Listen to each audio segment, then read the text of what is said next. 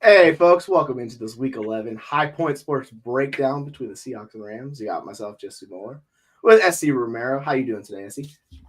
Doing good, man. Doing good. It's a good divisional battle here.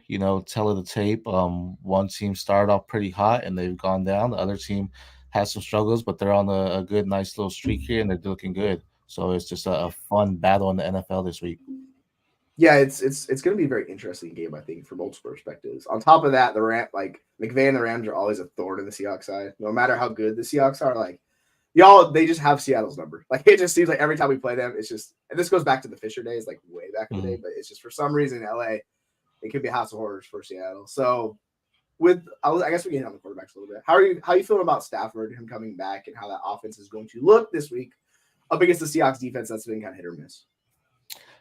I love it. When they played Green Bay a couple weeks ago, my thing was they're probably going to sit Stafford before the news came out that they were, but it made sense because he was hurt, he was banged up, right, and they had a bye week going in, so he had an extra week to heal. But then they also brought in Carson Wentz, so I love that Stafford's there. But if for whatever reason he goes down, I'm more comfortable with Carson Wentz in that offense than I am with Brett Ripien, just because I think Carson Wentz is the better quarterback.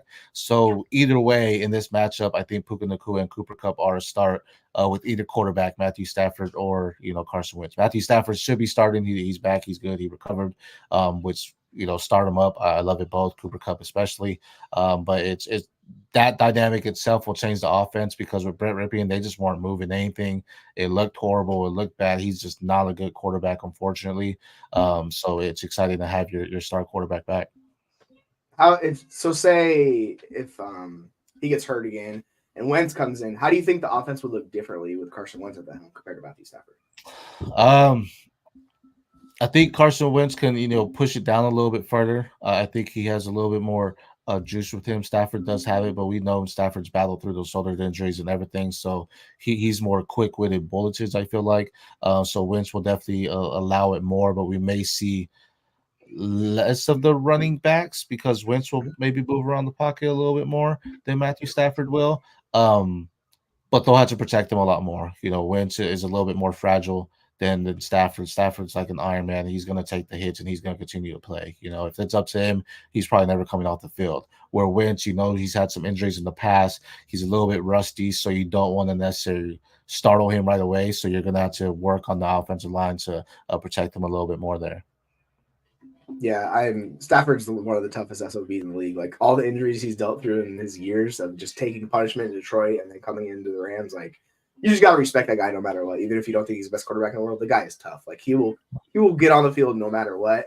Battle through like a broken back, he still plays. Like it's remarkable watching him still just do the things he's doing, the injuries he's been through, and still being a high end quarterback. Like it hasn't been the Right. best for fantasy. I'd say for like either one of these quarterbacks really. Like Geno Smith has had his struggles this season where it's been very up or down, particularly third downs. Like that's just been an enigma for Seattle. They can't convert third downs. So I mean, they're hoping to get that fixed against the Rams. We saw how that went week one. That did not get fixed. That was a major problem for Seahawks in week one. So now that they have both tackles back healthy, like it makes a world difference, and they can sit back and protect him. So ideally, then you let the receivers get the matchups that dictate, and they can kind of succeed. So I'm pretty curious to see how different this game is going to look compared to the earlier season. I expect it to be drastically different. Obviously, it's a division battle. These teams know each other through the years, so it should be a very fun contest. Right. For I me, think. like with I'll say like using Walker, and we'll kind of pivot to Charbonnet too a little bit. It's interesting how they're kind of bringing Charbonnet along, where they need Mhm. someone that kind of like wears on the defense and grinds on defense, which is Charbonnet's specialty. Like you've seen a couple hits he's Right. had earlier in the year where he's absolutely destroyed guys. Right. Comparing to Walker, like and his explosiveness, because he brings a different element to this offense. Like they Yeah. theoretically they desperately need, right? Like every team needs that explosive element. That's where he specializes in. Might give you a Right. negative 2 yard play, and then he might give you a 25 yard run. That's just kind of is what it is. So we'll see if with JSN's like his ascension and he's been seeing more routes, more snaps, and stuff like that. If they're going to use more like through wide receiver sets in this game, I would like to think they are. We thought that they were all year, but that hasn't really, that hasn't been the game script and what they've gone. So ideally, I think they're going to maybe emulate the Rams a little bit this week, where that's something the Rams are particularly known for a lot. Right. And in fantasy, I think it's going to be a really interesting matchup. What do you think kind of the Rams' strengths on offense are against this Seattle's defense? Well, I mean, just to talk about the wide receivers, I think this is going to be a good wide receiver battle for the Seahawks. I mean, the Rams secondary has struggled this year. They really don't have anyone out there outside of their safety, Jordan Fuller. So this is an opportunity for them to bring on. If Lockett's questionable, I do believe. So if he Yep. is unable to go, or even if he's a little bit, banged up with the lingering injury, I mean, DK, JSN, and even Jake Bobo should have some targets go their way this game because again, there's really no one that excites me in that secondary for the Rams right now. I think that's something that they addressed during this draft or definitely in the offseason. So I think they will use that. Whereas, Kenneth Walker and Zach Charbonnet, they're going against Aaron Donald, right? They're going against Byron Young, who's been a great rookie linebacker. So it's going to be a little bit harder for them to get through that line, I think, than it used normally. So I think this could be a wide receiver thing for them. The Rams offense, I really think the running backs are going to have a huge day. I think this is a show out game for Daryl Henderson. I think this is a game where he has to say, look, I need to step up and I need to show him a value to the team. Kyron Williams expected back next week, right? Whether he is or not, we'll find out, when that time comes. But if he is expected back, I was averaging 16 carries a game, so he's their workhorse back. He's going to be using that. Where Henderson needs to go out there and show he hasn't been as efficient. But down the stretch, the Seattle's running game or running defense, excuse me, has been pretty bad. At first for the first 4 games, they were averaging 79.2 yards per game to running backs. In the last 4, I think they've allowed over 162 per running backs. So they've just struggled. They've kind of done that. A lot of that comes from Keaton Mitchell when they played the Ravens. He went ham on them, had over, I think, 200 yards or something. So he just went crazy for them. Yeah. So it's going to be a battle where Daryl Henderson's got to show out. I think this is all about him. This is something that he needs to showcase. Look, y'all brought me back for a reason. Even if Kyron Williams is here, that's fine. But y'all brought me back because y'all trust me in this offense. Y'all know I can carry the rock. Y'all know I can do good in this offense. So I think we go on him. I mean, the secondary is pretty good for Seattle. I do love the wide receivers here, but for them to be able to open up Seattle and just kind of mess with them, open up some play action opportunities. Henderson's got to get the ball going. And hopefully we don't see Freeman, get those goal line work. We could see Royce Freeman in there as well, get some goal line work. But overall, I think this is a game that we can actually see Henderson possibly get over 100 yards. At least that's what I'm hoping for. Yeah, and like that was the biggest reason why they traded for Leonard Williams is because man, they were just struggling in the middle, and they also weren't generating pressure really up the middle too. So it was kind of a double take. It has not worked that well yet, and particularly like we saw just the Ravens just absolutely just obliterate them. I mean, Gus Bus had like a 50-yard rush, and if Gus is taking it 50 yards against you, like you're screwed up because he's a good running back, but he's just not explosive. But yeah, they're still working on figuring out the best way to kind of work that defense, contain it, and not just get gashed. Because you don't want to end as a defense being second and third, like second and 3, like 3rd and 1. That's just problems for you. And then that's why they're near the bottom of the league in third down, like conversion rate. Like they just continually get the third downs. They stay on the field, and like offense, it just starts wearing on you towards the end of the game.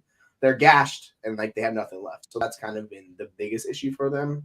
Where both teams have like both sides of the ball have been really up or down. So ideally, they need him to come through. I'm very worried about our linebackers in this matchup, particularly because the way the Rams use their wide receivers, like that middle of the field we saw in week 1, it was just wide open. Like we saw Puka, it's just wide open. Nobody was even like near him in the middle of the field. So ideally, they're probably going to structure their defense a little bit different in this matchup. I mean, that's the hope. We'll see. Sometimes Seattle is pretty stubborn with how we play defense because we play a ton of zone. So ideally, they work on some of those issues. They need Bobby Wagner to be Bobby Wagner once again. Even though he's older, he's still one of the better linebackers in the league. So if he can help, that guy can make a world of difference. But yeah, like the back end's good. It's more the front seven. Like that's what worries me. It's like we have Witherspoon. He's one of the better young corners in the league. Reek Woolen has been struggled this year, so he has not lived up to what we thought he was. So it's more like instead of having one of the top 2 corners in the league, we have one good corner and one that's very up or down depending on like the matchup. So, and with how the Rams, go ahead. No, I'd say Reek was a rookie last year, right? If I'm not mistaken. He was what did he get defensive rookie of the year? I feel like he may. No, he was up there. Went to Sauce Gardner, but he was like in the conversation. Yeah, like, and I mean, I don't blame him. Sauce Gardner's incredible, so it's really hard to argue that. And with him, he just outplayed his draft stock, right? I mean, he had a great year. Don't get me wrong, but he was also a day 3 pick. So he just outplayed that draft spot for him. You're talking about Puka Nacua too, right? Where we could see something similar where he's doing great and everyone's excited about him. But are we more excited because of his draft capital that was used on him. Because if he was a first round talent, it's expected, right? But because he wasn't, it's like, wow, look at this blow up that he did. I think that kind of goes in with Reek, where now it's like, okay, teams have tape on him now in the NFL, so they know what kind of corner he is. So that's why you could see some struggle, and we could see some similarity in Puka. Speaking of your linebackers, there, Higbee may be a sleeper threat here this week. Higbee doesn't really get off the field. He doesn't see less than 85% of snaps. When he's playing with them. So he has the opportunity. We know he's one of Matthew Stafford's trusted targets. If the wide receivers aren't there, he's not afraid to throw to Higbee. He hasn't really seen anything outside of that week 4 matchup where he saw 11 targets. He hasn't seen anything close. His closest one has been 7 targets. And then last week he only saw 1, or week 9, excuse me, not last week. So there's opportunity to shine there for Higbee. Will it happen? I don't know, but if you have a dart throw, he's a nice dart throw to have this week. Yeah, and like with the Seahawks tight ends, they're just rotating them through. They're lining them up a lot, like they've been used heavily this year, and that's because of the line issues. So they've gone to like 2 and sometimes 3 tight end sets, and like part of that has really hurt JSN because he's coming off the field because he's not a good blocker. Like that's not why they have him. Yeah. And that's why you've seen more Jake Bobo on the field, right? Because he's one of the better block. He's a giant. He's like DK Metcalf size. Like he's another just giant individual out there who's a good run blocker. So that's why we see him, and he's like a fun end zone target because basically he's like a tight end out there. So if you want to really throw a dart throw in this game, like you could do that. But the floor is 0 targets, like 0 receptions. It's just that's kind of what it is with Jake Bobo. So it's interesting, like comparing Puka and JSN, the difference of how JSN has struggled and slowly come along, and Puka's been like basically like he was the round 1 guy. And JSN has been like he's like the day 3 guy. So it's interesting seeing the dynamic and how those two have been used differently. And obviously it was a much easier like path for him. He didn't have 2 really good wide receivers in front of him. He just had 1. Right. And then Kupp got injured, right? So it kind of just worked out for him. But he's been anything you could have asked for. He's been incredible. And yeah, it very much reminded me of Rick Willen last year, right? He's just a focal point of that offense, and it's trouble. Like going against like 2 really good wide receivers, like that's a problem. Like the way that, and you have a mastermind McVay, like he sets them up so well. Like it's just fun to watch. I think if you put JSN in Puka's situation, if he puts him on the Rams, you put Puka on there, we might not even talk about Puka. Jake Bobo could be the threat there. Or we just, he ends up being the better receiver. But because JSN, to me, I knew that going in, that it's all right. He has Lockett and Metcalf. We're not going to see him. But the hindsight was at Ohio State. He was better than Chris Olave and Garrett Wilson. So it's like the opportunity's there. But again, it comes on how they play it. And I just don't feel they've been playing with JSN necessarily in there as much. So it's like, okay, as more as we get comfortable and become more past that, because they are more so a running team, become more past that and trust in Geno to throw it out. But he's an older quarterback, right? You don't want to necessarily aggravate him or anything like that, especially because he has had some injury history. You don't necessarily want to have him stress out that arm. He threw for a lot last year. I don't remember exactly off the top what it was. Let me see here. Yeah, Geno, like 572. Yep, there it is. So he threw.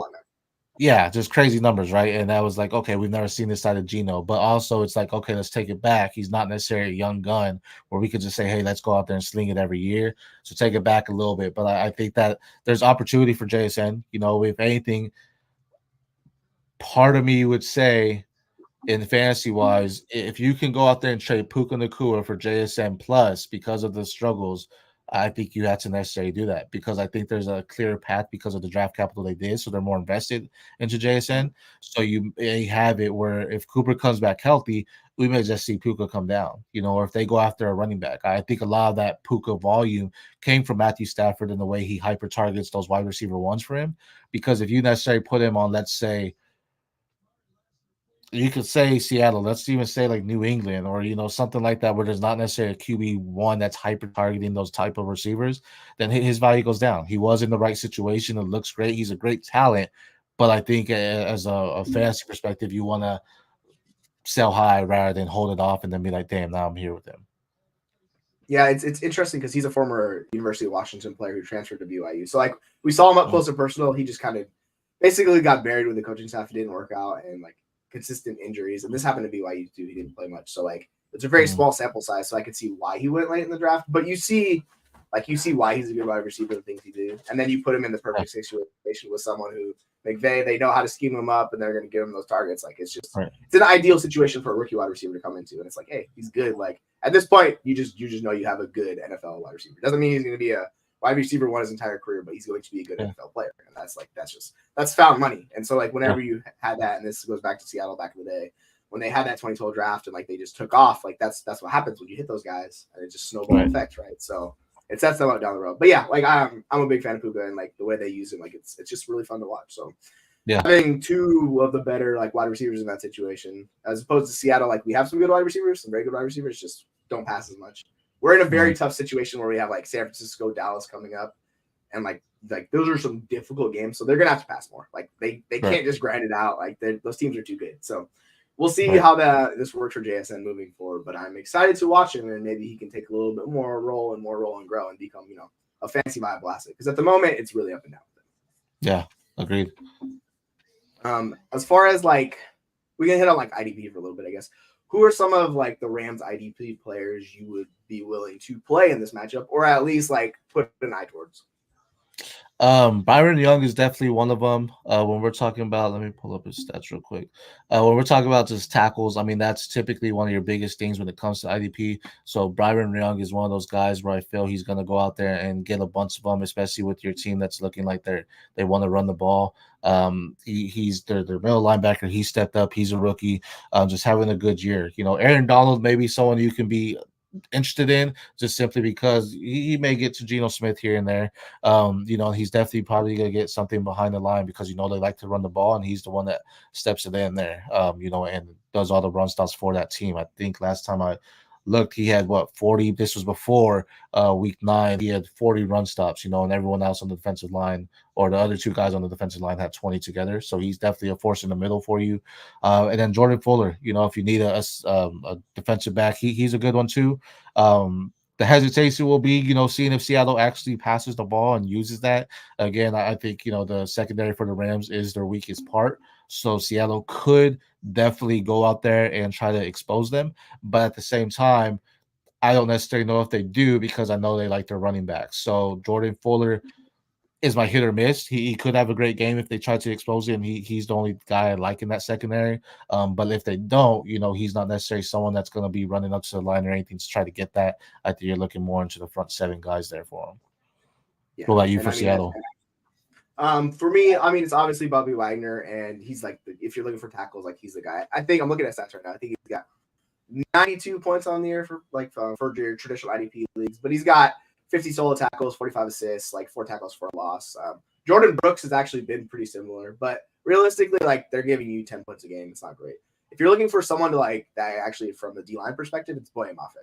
He's got 7 sacks. He's got 10 like quarterback hits. Like he's pressured the quarterbacks a ton. Like he has one of the highest win rates in the NFL for pressuring the quarterback. So like if you need a defensive end to kind of get you the sacks and those big plays, like Boye Mafe is the guy that I would look at this game because he's been, frankly, our best pass rusher. Like throughout the entire year, he's been consistent. He had a sack, and I think it was like 7 straight games or something, where he was just every game he's making his impact felt. So like of all the defensive ends and those guys on the team, I mean Leonard Williams is like it's a fun option to think about, but realistically, he doesn't finish enough plays. He'll pressure him, but like, he doesn't make enough like tackles for a loss or anything like that. It's him. And then on the back end, it's like Witherspoon. He's just the best defense D-back we have. Like we have some good, Jamal Adams, those guys. Trey Brown's made some plays, but Witherspoon's by far the best guy in the back end that we have. So like if he can get an interception in this game, like I think that would be because Stafford will turn the ball over occasionally. That's kind of he's got a good arm, so he's not afraid to sling the rock. So and if you wanted someone to go for an interception, maybe you throw a dart at Witherspoon and see how it works out, just because he's a good, talented player who can make a play at any time. And I forgot that Ernest Jones is coming back. He missed week 9 as well with a knee injury, but he's been logged in on full practice since Wednesday. So, I mean, he's going to be someone that's back in there too. So fire him up as well when it comes to those linebackers. Just when you have a team that runs the ball like Seattle does, I mean, your linebackers are money, in my opinion, because especially the ones that know how to track the ball well, and Ernest Jones and Byron Young both do. So I think those are good plays for you here for them. Yeah, I think those are both good plays this week too. Like if I had them in my IDP league, like I'd happily fire them up because they're going to get opportunities, and that's like the biggest thing in IDP. So if you get the opportunities, that's what it's all about. Wagner's been like an IDP stud for like it feels like a decade plus at this point. Yeah. I think we got him in 2012. I think if I might be off by a year, but yeah, every year he's been consistent. You know what you're getting out of Wagner. He fell off a couple of years ago, went to LA. It obviously did not work out. Came back like. We're very happy he's back in Seattle because this linebacking core without Wagner would be in serious trouble. Like it would be Well, a disaster. So he was in the Legion of Boom, wasn't he? When they had everybody, wasn't he yeah, part of yeah, the he was team? Yeah, like so he's he was a rookie right when they took him in the second round. So I think it was the Russell Wilson year. It might have been. Yeah, they took Wagner in the second round. They got Wilson in the third. So like those two pairing together like set them up for just a decade. Like that worked yeah. out incredibly well. And he's been anything you could have ever asked for. He's still one of the clubhouse leaders, even as like veteran age. Like it's nice to see. It's just like the old times with Bobby Wagner. Like it feels like nothing's changed. Even though he left, came back, he's still the same guy. So yeah, like that was one of the bigger questions we had. Like, can he get back to the form he is? And he's come down a little bit. He doesn't have the same speed, because he's older, but he's smart. He makes all the plays in the world. So yeah, you fire up Bobby Wagner. He's gonna get tackles and looks in this game.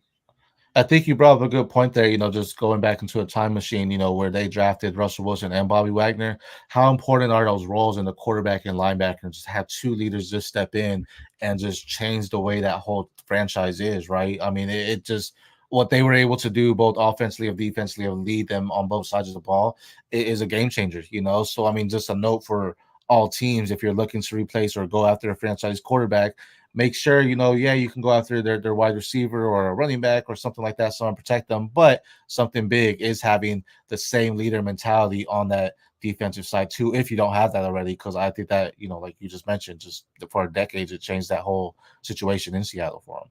Yeah, it was. I mean, that's like knocking out the park, like a draft, and then it was kind of up and down since then. Obviously, it's almost impossible to repeat that success in the draft.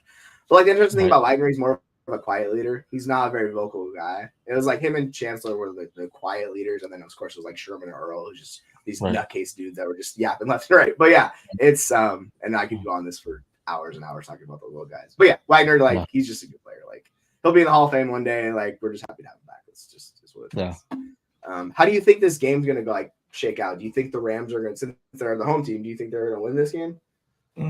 Well, I think this is more of a must-win game for the Rams than it is Seattle. Seattle is already right now they're in the playoffs, right? So the Rams are still in the playoff race, and having that bye week, they have an opportunity to say, okay, we're fully rested. We need to come out and win. Especially with having that extra week off, I think there's really no excuse for them to necessarily go out this win, especially being at home. If we were in Seattle, sir, we can do a different story, but I think the Rams have to pull it out, and I think it's going to be closer than we think, but I think they'll have like a 23-17, 20 win, something like that. Yeah, I can totally see that. As confident as I want to be in the Seattle squad, like they still have question marks, they have holes, like they're nowhere near a perfect team, right? And you've kind of seen it up and down, particularly when they go against good competition. Like the Lions shred them on defense, even though it took a while, like they barely won that game, they held on. The Ravens just absolutely obliterated them. And so if the Rams were able to kind of show some of that, like the offense that we've seen, and they keep their foot on the pedal, like it could be a rough day for Seattle's defense. So they're going to need to make some big plays. Like I think that's going to be the turning point. It's whoever makes a big, like a sack fumble or someone makes an interception, like that could be the difference in this game. I think they're pretty evenly matched, and they both have strengths and weaknesses that go against each other. Obviously, like I think it's going to come down to the fourth quarter, and you have Geno going against Stafford, and Geno, he needs to be consistent in this game because he'll make like 2 or 3 boneheaded plays each game. So he needs to just clear that up. So hopefully it doesn't cost him. But yeah, I like that. I like a kind of like a low 20s game. I'm not sure the spread on it. I think it's pretty close for him, which I should have this real quick. Blanking on it right now. I think with Henderson, with Stafford coming back on the first week, Henderson's going to need to do something in the running game to at least get some pressure off of it. Because it's going to be telling to see what Matthew Stafford is right now, see if he really is back or if he does have something bothering him, if the injury's still lingering. And if so, that can hurt them more than it can actually help him having him in the offense. So just to get some pressure off of him and try to, ease him back in, Henderson needs to have a good game, or they need to at least get the running game going. Maybe it's not Darrell Henderson, maybe it's Freeman, maybe it's someone else, but they need to have some kind of running support in this matchup. We can't going out the first week coming back from Matthew Stafford's injury or second, and he had 2 weeks, but having him air it out and go crazy with it, ease him back in, let the running game do its work, and then we may see maybe a bigger victory than what it is. But yeah, the low 20s seems right now. Yeah, because like their running game has been like not super efficient the past few weeks. Like they've very much struggled trying to run the ball and establish that. And, part of that is the issue with Stafford's injuries and stuff. So like if they get that back and going, it'll help. Like even in week 1, they weren't super efficient in the running game, but they got it done when they needed to. and they were able Yeah. to continue those drives. And then Stafford just was Matthew Stafford. It was just like, Right. oh yeah, this is Just the Rams a couple years ago where they were just like we just couldn't stop them. So yeah. So if you have Stafford back, I think that makes a world of difference because he is still one of the better quarterbacks in the NFL. I know like people are worried about him, but like I've seen enough of him. Like I trust the talent. Like the guy's good. Like he's just a good quarterback.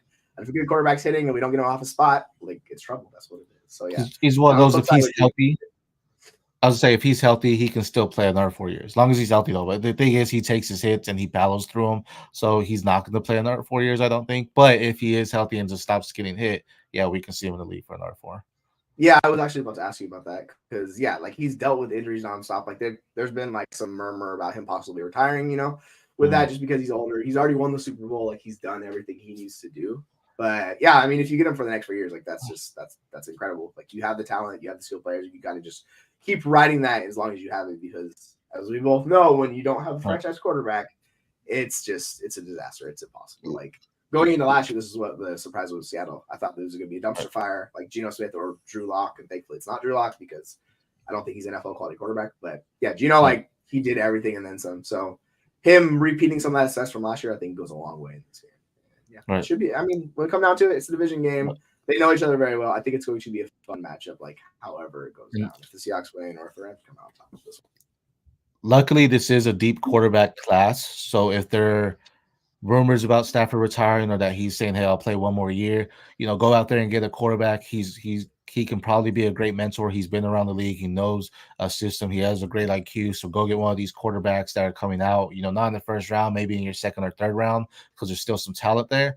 Mocks have had Shadir going to there. I don't think Shadir comes out. I think he goes back. But I mean, if you go out there and get, Michael Penix because he drops, maybe even McCarthy because he drops. I mean, I would love McCarthy there. I think JJ McCarthy would flourish in that system with Matthew Stafford after Matthew Stafford's time. But, having that guy that's done it, won the Super Bowl, also been on the bad teams, been through it, been hurt, been, basically done it all in the NFL. I think you got to get one of those quarterbacks this year in the draft, and that way they can be groomed by Stafford.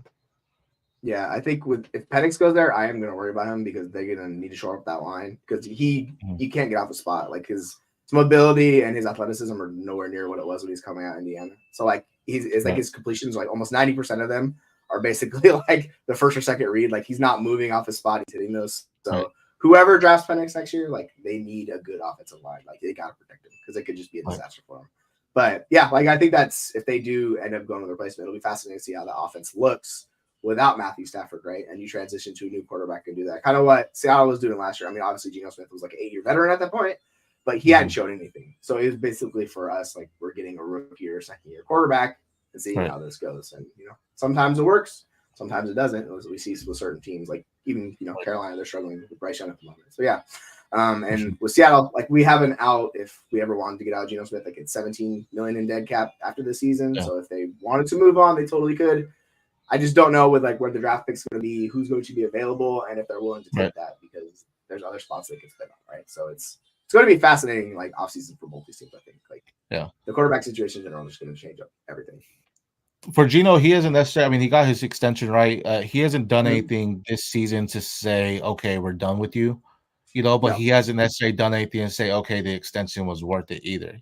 So it's kind of like he's in that fence moment where it's like it wasn't a bad choice, but right now it's not necessarily a good choice either. They could have went a different way, spent that money elsewhere. But I mean, he's still a serviceable quarterback. You can still plug him in your lineups.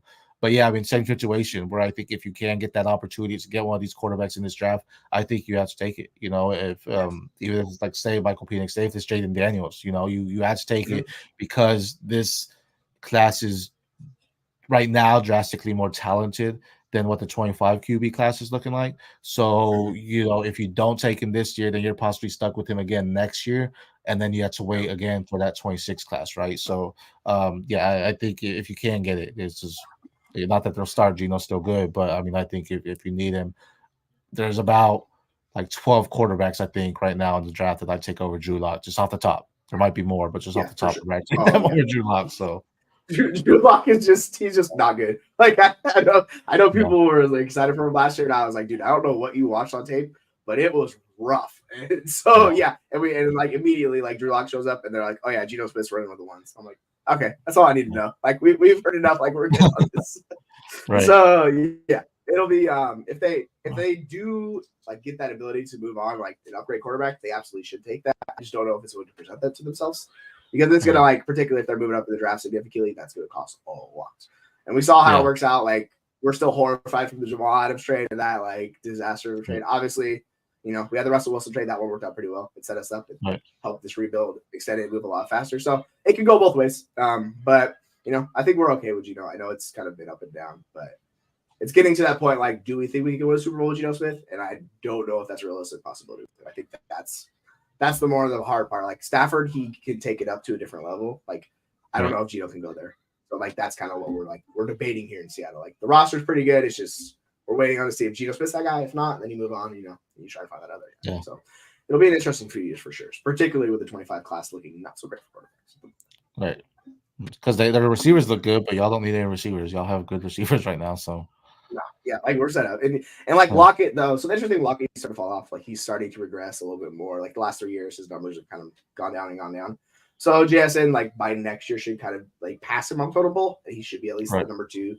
And I think by 25, he'll be the wide receiver one on this offense. But it's just, you know, in fantasy, can you wait that long? Like with Dynasty, like we see it, it's just like, oh yeah, this guy, nope, I'm done with him. So I don't know. We'll Right. see how that shakes out for them. But yeah, if we ever want to like build this offense up and have those guys be dependable high-end wide receivers, like they're going to need to adjust and like probably move on from, you know, like realistically, I think that because they're Yeah. just running too much, and you know, it's just you see the issues kind of with the offense. So I think that's Right. kind of an interesting like dynasty way to look at it particularly. Yeah. So for I guess from a dynasty perspective, who are kind of someone from the Rams you're looking to buy and one person you'd be looking to sell? I mean, kind of touched on it a little bit earlier. I think Puka, you know, if you can sell something of value, I would love a first for him. If you can go and still get a first from him, a 24 first, you know, go ahead and do that. I think that's great because this is a talented roster. And if it's the top 5, top 6 because of the season he had at the beginning of the season, by all means, that's a smash, right? I think you have to take that. Mhm. If it's a late one, you can question it, maybe try to get a third back or a late 2. But I mean, I think for Puka, he's definitely a sell high. Nothing to knock on the talent, but again, I just feel if Cooper Kupp is healthy and Stafford's healthy the rest of the season, Puka's volume is going to go down. We're just going to see him more, you know, naturally go towards Cooper Kupp. And then also, if we see a different quarterback that isn't Matthew Stafford there, I don't have that much value in Puka as far as I would Cooper Kupp just being the dominant wide receiver there. So I think he's someone you can get if you are buying low on anybody. You know, probably Henderson. I think Henderson's good, you know, but again, with Kyron back, you know, this is someone's probably not going to sell him right now. So if he has a good outing, that may be somewhere where you can go and sell high as well. Or if next week comes out and Kyron's back, but yet Darrell Henderson's still there and you just need a backup running back, I mean, he's someone that you can probably buy super low because it's like, okay, he's not going to be there next year, but go throw a 4th round pick at him and you know, just capitalize on it because if Kyron has any source of slowing down or anything like that, he's their back. Yep. Yeah. What about Like you, guy. So for me, like the guy I want to get rid of is DK Metcalf. He's reaching that age point where he's pushing into like the age 26 season. And when you do that, and like in Dynasty, how we treat these wide receivers, right? Once you start getting that age and you're not giving the high end production, the value kind of erodes. So while he still holds that name cachet, I would look to move on from DK Metcalf. Like I think he's a good player. Nothing against DK Metcalf, but it's just more of the situation. And if he's not giving you the fantasy points you were expecting, like he did a few years ago, where he was wide receiver 6 on the season, like that just doesn't seem like that's realistic range of outcomes. Like he's a wide receiver 2, wide receiver 3 weekly for me. So if you can move him, you know, like get a plus on top of a younger wide receiver, go do that. Or just flip him for a younger wide receiver, like go do that move. And then on the flip side, it's JSN. Like I'm still trusting on the talent and the young player. As fun as Walker is, I'm worried about him and Charbonnet. Like, well, we didn't really hit on this, but like just the amount of work he's going to see, I think Charbonnet is going to cap him from a ceiling perspective.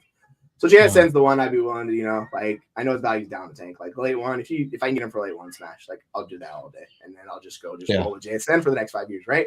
So, and that's just more the age dynasty game. But I think JSN's a very talented wide receiver who we haven't seen the best of yet. So it's gonna take time, but it'll come. Just patience, and like I think you'll be very happy with him long term.